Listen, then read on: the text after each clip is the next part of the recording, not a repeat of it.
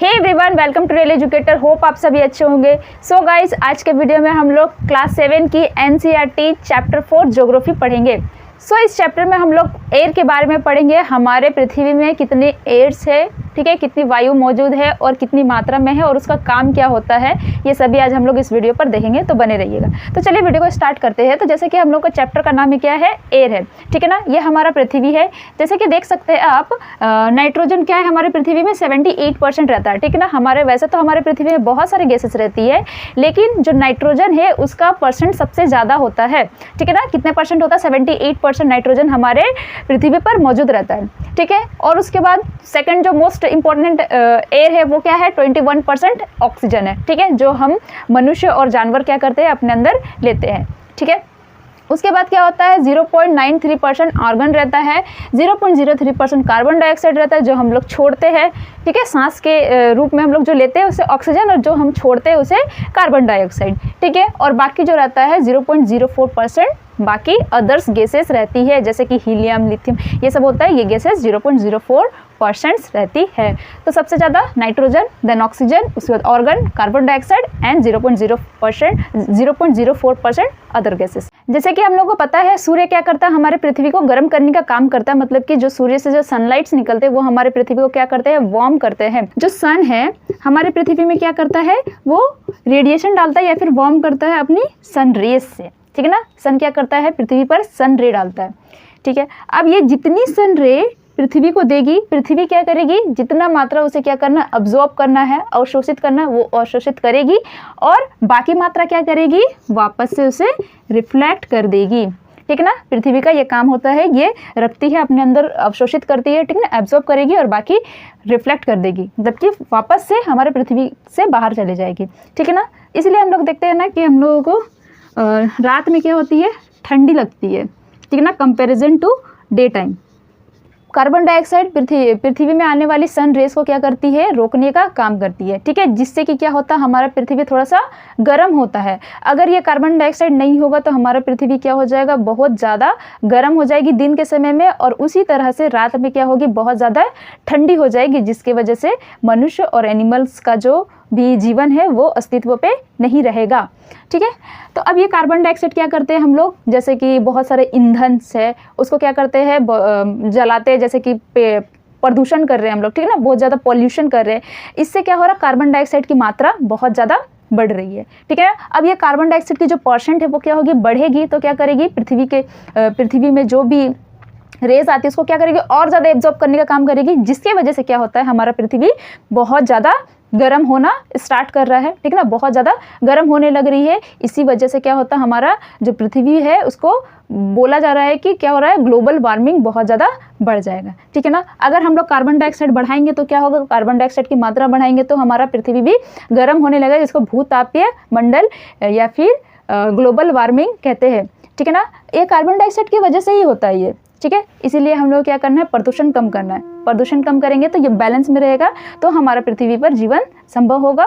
Otherwise pollution बढ़ेगा तो हमारा पृथ्वी क्या होने लगा, बहुत ज़्यादा गर्म होने लगेगा, और ग्लोबल वार्मिंग बढ़ने की वजह से जलवायु में परिवर्तन होगा और हमारा अस्तित्व खत्म होना स्टार्ट हो जाएगा। आगे देखिए, हमारा जो एटमॉस्फेयर है, ठीक ना, हमारा जो वायुमंडल है वो क्या होती है, बहुत सारे लेयरों में है, जिस तरह से यहाँ पे आप देख सकते हैं पिक्चर के थ्रू से, ठीक ना, बहुत सारे लेयर्स में है, जैसे कि ट्रोपोस्फेयर, स्ट्रेटोस्फेयर, मेसोस्फेयर, थर्मोस्फेयर और एक्सोस्फेयर, ठीक ना। ये 5 लेयर पर बटा हुआ है, ठीक है। क्षोभ मंडल या फिर ट्रोपोस्फेयर क्या होता है, जो कि सबसे निचली परत होती है या फिर सबसे निचली लेयर होती है, ठीक है ना। हमारे पृथ्वी में जो एटमॉस्फेयर है, एटमॉस्फेयर में सबसे निचली लेयर जो है, सबसे लोअर लेयर जो है वो क्या होती है, क्षोभ मंडल या फिर ट्रोपोस्फेयर होती है। जितनी भी मौसमी घटनाएं होती है सभी ट्रोपोस्फेयर पर ही होती है, ठीक है ना। इसी ट्रोपोस्फेयर में भी क्या होता है, हमारा माउंटेन्स वगैरह भी आते हैं, ठीक है ना। हमारे जितने माउंटेन्स होते हैं वो ट्रोपोस्फेयर तक ही रहते हैं, ठीक ना। जितनी भी माउंटेन, जैसे कि माउंट एवरेस्ट है ना हमारे, वो भी क्या है, ट्रोपोस्फेयर तक ही है, ठीक ना। ट्रोपोस्फेयर की जो ऊंचाई होती है, उनका ऊंचाई की कितनी होती है, 13 किलोमीटर, लगभग कितनी होती है, 13 किलोमीटर होती है, ठीक ना, 0 to 13 किलोमीटर क्या होती है, ट्रोपोस्फेयर होती है। सेकेंड लेयर जो है वो है समताप मंडल या फिर स्ट्रेटोस्फेयर। क्षोभ मंडल, ठीक ना, क्षोभ मंडल के ऊपर क्या होगा, ये वाला क्षोभ सीमा, उसके बाद समताप मंडल, ठीक ना। इसी मंडल में क्या होती है, ओजोन गैस भी पाई जाती है। ओजोन गैस क्या करती है, हमारे पृथ्वी पर आने वाली हानिकारक किरणों को क्या करती है, रोकने का काम करती है, ठीक ना। जैसे कि पराबैंगनी किरणों को रोकने का काम कौन करती है, ओजोन करती है। ये किरणें कहाँ से आती है, सूर्य से निकलती है, ठीक ना। मतलब कि सूर्य से आने वाली हानिकारक किरणों को कौन बचाता है, ओजोन बचाता है, ठीक ना। समताप मंडल में कोई भी मौसमी घटनाएं नहीं होती, जैसे कि बारिश होना, ओलावृष्टि होना, ये सब नहीं होता है। इसी वजह से क्या होता है, हमारा जो हवाई जहाज है ना, एरोप्लेन है, वो समताप मंडल में उड़ने के लिए सबसे आदर्श माना जाता है। इसकी जो ऊंचाई होती है वो कितनी होती है, लगभग 50 किलोमीटर, ठीक है, लगभग कितनी होती है, 50 किलोमीटर तक होती है। थर्ड लेयर जो है वो है मेसोस्फीयर या फिर मध्य मंडल, ठीक ना। समताप मंडल के ऊपर क्या होगा, मध्य मंडल होगा। इस मध्य मंडल कितनी ऊंचाई पर है, लगभग 80 किलोमीटर की ऊंचाई पर है, ठीक ना। लगभग कितनी है, 80 किलोमीटर है, ठीक है। ये मेसोस्फीयर में क्या होती है, उल्का पिंड जो होती है ना, इसी मेसोस्फीयर पर आके क्या होती है, जल जाती है, ठीक है ना। मतलब कि यहाँ का जो तापमान रहता है थोड़ा अधिक रहता है कंपेरिजन टू क्षोभ मंडल और समताप मंडल से, ठीक है। तो इसी वजह से यहाँ पे क्या होती है, उल्का पिंड आकर क्या होती है, जल जाती है और हमारे पृथ्वी पर नहीं आ पाती है।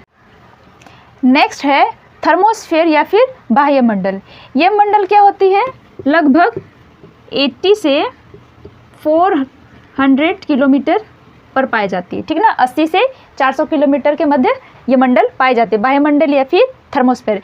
थर्मोस्फेयर में क्या होता है, आयन मंडल भी पाया जाता है, ठीक ना। आयन मंडल का जो लेयर है वो भी क्या होता है, बाह्य मंडल या फिर थर्मोस्फेयर ही पाया जाता है। इस थर्मोस्फेयर पर क्या होती है, जितने भी रेडियो संचार होती है सब की सब थर्मोस्फेयर पर ही होती है, ठीक है। इस थर्मोस्फेयर में ही क्या होती है, जो भी हमारे पृथ्वी पर रेडियो तरंगे आती है ना, थर्मोस्फेयर से ही क्या करती है, वापस रिफ्लेक्ट कर जाती है, ठीक है ना, वापस परावर्तित कर दी जाती है इसी मंडल से। मतलब कि जो भी रेडियो तरंगे आती है यहाँ से क्या होती है, वापस चले जाती है, जो कि हमारे पृथ्वी पर नहीं आने पाती है, ठीक है ना। अब जैसे कि बाह्य मंडल जो है, इस मंडल में क्या होता है, जिस तरह से ऊंचाई बढ़ती जा रही है इस मंडल पर से, ठीक है ना, बाह्य मंडल या फिर थर्मोस्फेयर पर, इस थर्मोस्फेयर पर क्या होता है, जिस तरह से हमारा ऊंचाई बढ़ेगा, ठीक है ना, जिस तरह से ऊंचाई बढ़ेगा यहाँ पे तापमान भी क्या होगा, बढ़ेगा, ठीक है। क्षोभ मंडल पर ऐसा नहीं होता है। क्षोभ मंडल पर क्या होता है, जिस तरह से हम ऊंचाई जाते हैं वहाँ पे क्या होता है, तापमान गिरता है, मतलब कि तापमान कम होता है। लेकिन बाह्य मंडल या फिर आयनोस्फीयर में क्या होता है, जिस तरह से हम ऊंचाई जाएंगे उस तरह से क्या होगा, तापमान भी बढ़ेगा। नेक्स्ट और लास्ट जो है बहिर्मंडल, जिसको एक्सोस्फीयर भी कहते हैं। यह क्या है, हमारे वायुमंडल की सबसे बाहरी परत और सबसे पतली परत भी बहिर्मंडल या फिर एक्सोस्फीयर ही है। यह बहुत हल्की और पतली परत होती है, पतली लेयर होती है। इसी परत पर क्या होती है, हाइड्रोजन और हीलियम जैसी गैसेस पाई जाती है, ठीक है, हाइड्रोजन और हीलियम, ठीक है। हाइड्रोजन हीलियम जो गैसेस होती है वो बहिर्मंडल एक्सोस्फीयर पर ही पाई जाती है। जैसे कि हम अंतरिक्ष पर तैरने लगते हैं ना लोग, ये इसी मंडल पर जाने के बाद हम लोग क्या करने लगते हैं, तैरने लगते हैं, क्योंकि यहाँ पे क्या पता है, बहुत हल्की गैसेस होती है, इस वजह से हम लोग यहाँ पे तैरने लगते हैं। अब नेक्स्ट आते हैं मौसम और जलवायु में, वेदर एंड क्लाइमेट में। वेदर और क्लाइमेट क्या होता है, दोनों एक दूसरे के पूरक होते हैं, ठीक ना। वेदर जो होता है वो क्या होता है, शॉर्ट टाइम के लिए होता है, ठीक है, शॉर्ट टाइम के लिए होता है, मतलब कि थोड़े समय के लिए होते हैं, ठीक ना। उसी के अपोजिट क्या है, जलवायु जो रहते हैं वो लॉन्ग टाइम के लिए रहते हैं, ठीक है। लॉन्ग टाइम मतलब कि अधिक समय के लिए होता है, ठीक है। उसी तरह मौसम क्या होती है, ये क्या होता है, दिन प्रतिदिन क्या होती है, बदलते रहते हैं, मतलब कि डे टू डे क्या होती है, चेंज होती रहती है। और ये क्या रहती है, लॉन्ग टाइम तक रहती है, तो ये डे टू डे नहीं चेंज रहती है। अब ये जो मौसम है ये बहुत दिन तक अगर रह जाता है, यही क्या करती है, जलवायु का रूप ले लेती है, ठीक है ना। ये मौसम ही अगर बहुत सालों तक रह जाएगा एक ही जैसा, तो क्या होगा, ये क्लाइमेट का रूप ले लेगी। मतलब कि मौसम के कुल अनुपात को निकाल के हम लोग क्या निकालते हैं, जलवायु को निकालते हैं, ठीक है। जैसे कि अगर हम लोग मान लेते हैं मौसम का एक उदाहरण, तो क्या हो जाएगा, जैसे कि शीत ऋतु है, ग्रीष्म ऋतु, ये सब क्या है, मौसम है, ठीक ना। और तापमान का बढ़ना, ये सब क्या होता है, जलवायु होता है, ठीक ना। जैसे कि हमारा जलवायु गर्म है, जलवायु ठंडी है, तो ये क्या होता है, जलवायु होगा। और मौसम जो होता है, मौसम क्या हो रहा है, प्रतिदिन बदल रहा है, हर एक सेकंड पर बदल सकता है, तो ये हो जाएगा मौसम। लेकिन जलवायु जल्दी नहीं बदलता है, ये लंबे समय तक रहता है। नेक्स्ट जानेंगे हम तापमान। ठीक है, टेम्परेचर। ये तापमान क्या होती है? The degree of hottest and coldest, ठीक ना, hottest and coldest of the air. Air की हॉटेस्ट और कोल्डेस्ट की जो डिग्री होती है उसको क्या कहते हैं हम लोग? टेम्परेचर कहते हैं। ठीक है, हिंदी में अगर देख लेंगे तो क्या हो जाएगा? में मौजूद ताप और शीतलता के परिणाम को तापमान कहते हैं। तापमान कहते हैं, ठीक है ना। इंग्लिश में क्या हो गया? The degree of hottest and coldest of the earth, ठीक है ना, कॉल्ड टेम्परेचर। हिंदी में क्या हो गया? वायु में मौजूद ताप और शीतलता के परिणाम को तापमान कहते हैं। नेक्स्ट है आतपन या फिर इंसोलेशन, जिसे सूर्य ताप भी कहते हैं। सूर्य ताप, ठीक है, सूर्य ताप भी इसे कहते हैं। आतपन, इंसोलेशन, सूर्य ताप सभी एक ही का नाम है, ठीक है ना। अब ये आपतन क्या करता है? सोलर एनर्जी को लेता है, ठीक है ना। इनकमिंग सोलर एनर्जी जो रहता है इसे ही हम लोग सूर्यताप या फिर इंसोलेशन कहते हैं। ये क्या करता है? हमारे टेम्परेचर को डिस्ट्रीब्यूट करने का काम करता है, मतलब कि टेम्परेचर को क्या करता है? प्रभावित करता है, ठीक है, डिस्ट्रीब्यूट कर रहा है। ये क्या करती है सूर्यताप? हमारे सन से जो भी रेज आ रही है हमारे पृथ्वी पर, ठीक है ना, जो भी रेज आ रही है हमारे पृथ्वी पर, इसे क्या करता है? रोकने का काम करता है, ठीक है ना। कौन कर रहा है रोकने का काम? सूर्य ताप कहते हैं इसे, ठीक है ना। ये क्या करता है? हमारे पृथ्वी पर कुछ जो भी जितनी भी ज़रूरतें हैं हमारे पृथ्वी पर, ठीक है ना, सोलर एनर्जी से जो भी ज़रूरतें हमें है, मतलब पृथ्वी को जितना सोलर एनर्जी चाहिए होता है उतना सोलर एनर्जी को क्या कराया जाता है? लॉक कर लिया जाता है। इसे ही क्या कहते हैं हम लोग? आतपन या फिर सूर्यताप या फिर इंसोलेशन। और हम लोग क्या जानते हैं? इंसोलेशन जो होता है, ठीक है, जो भी सूर्यताप होता है वो क्या होता है? हमारे जो भूमध्य रेखा है, ठीक है ना, भूमध्य रेखा से जिस तरह से ध्रुव की ओर जाएगा, मतलब कि पोलर की तरफ जाएगा, इक्वेटर से, ठीक है ना, इक्वेटर से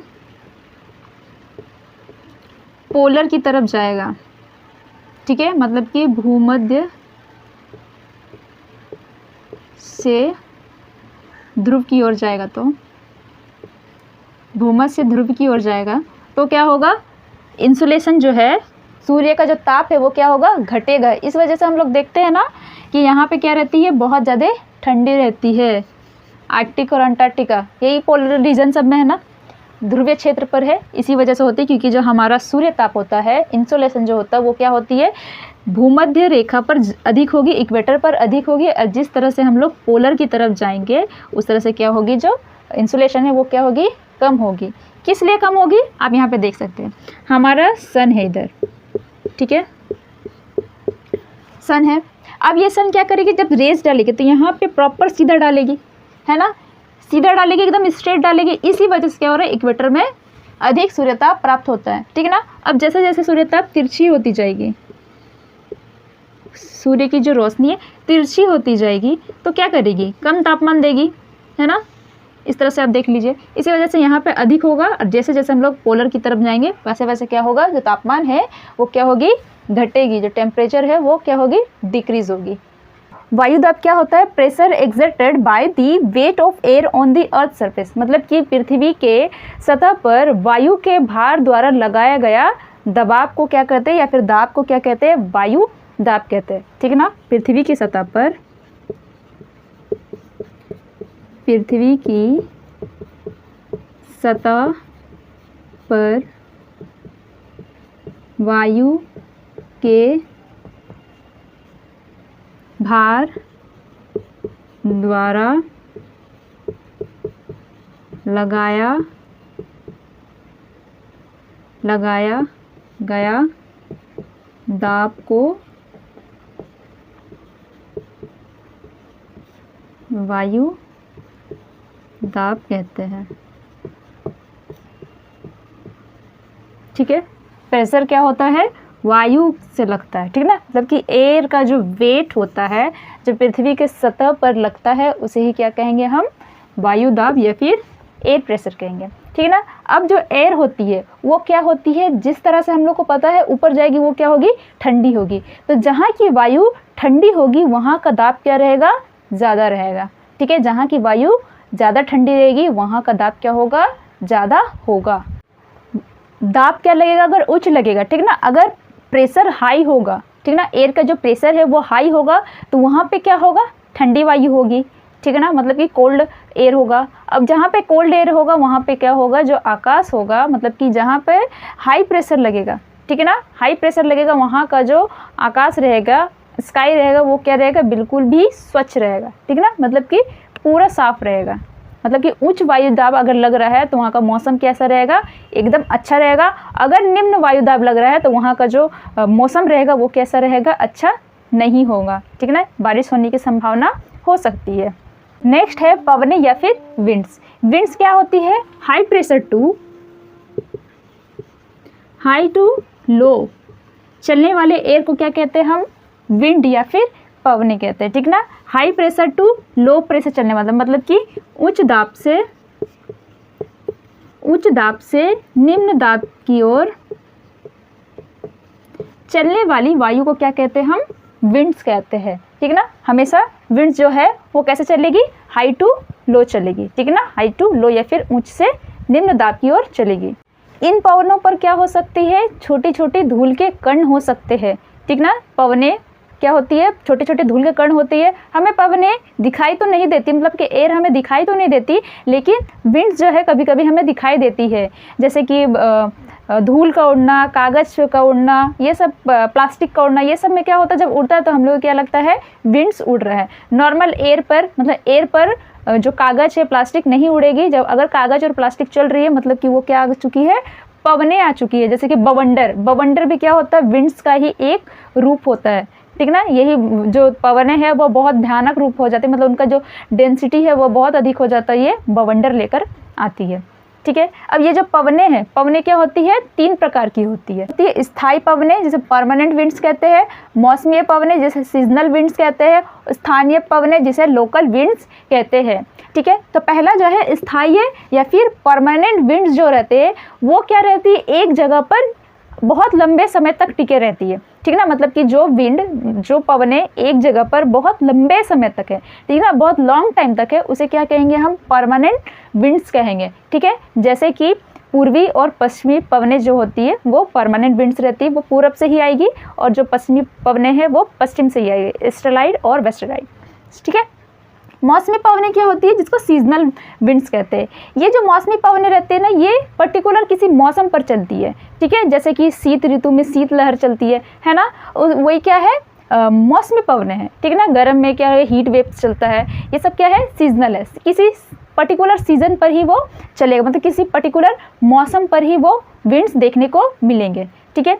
नेक्स्ट है स्थानीय या फिर लोकल पवने। स्थानीय मतलब कि किसी लोकल एरिया पर, ठीक है, मतलब किसी पर्टिकुलर किसी स्थान पर, ठीक है, किसी स्थान पर वो पवने चल रही है, मतलब दूसरे जगहों पर वो देखने को नहीं मिलेगा। जैसे कि लू, ठीक है ना, जैसे कि लू क्या है, पर्टिकुलर हमारा नॉर्थ रीजन पर, इंडिया का नॉर्थ रीजन पर क्या होता है, लू चलता है हमारा, ठीक है ना, गर्मी के मौसम पर। तो ये क्या है, एक तरह का लोकल विंड्स है, ठीक है। समझ में आ रहा है। मौसमी विंड्स कैसे होगी, शीतलहर या शीतलहर, ये है लू, शीतलहर या फिर स्थायी पवने जैसे कि पूर्वी और पश्चिमी पवन है, ठीक है। हीट वेव्स यहाँ पे आएगा, कोल्ड वेव्स आएगा, ठीक है। यहाँ पे ईस्टर्लाइज और वेस्टर्लाइज होगा और यहाँ पे लू हो जाएगा, ठीक है। सो गाइस, होप आपको मेरा वीडियो अच्छा लग रहा है तो लाइक कमेंट शेयर करना बिल्कुल ना भूलें, और अगर आपको इसका नोट्स चाहिए तो आप कमेंट बॉक्स पर नोट्स ज़रूर लिखिएगा। Thank you so much.